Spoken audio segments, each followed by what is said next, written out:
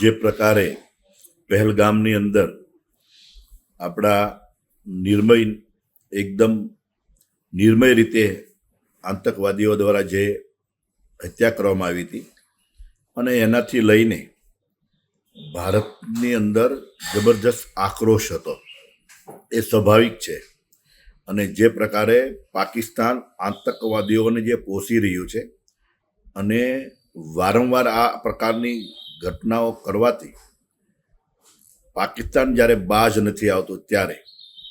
ભારતના નાગરિકોની આ અપેક્ષા, જે લોકોની હત્યા કરવામાં આવી એના પરિવારની પણ જે કંઈ અપેક્ષાઓ અને આકાંક્ષાઓ હતી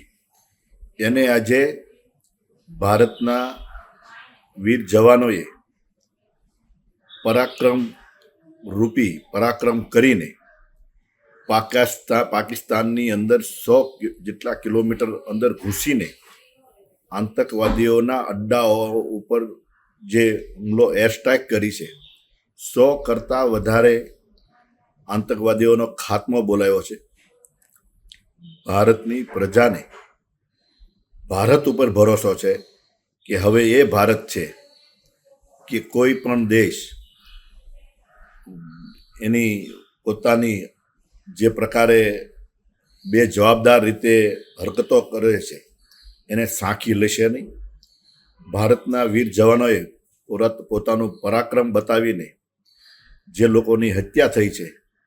અને જે ઓપરેશન સિંદૂર જે સફળ બનાવ્યું છે અને એ પણ તમામ આપણા સોલ્જરો, આપણા જવાનો સહી સલામત પરત આવ્યા છે, ત્યારે હું એ વીર જવાનોને સેલ્યુટ કરું છું.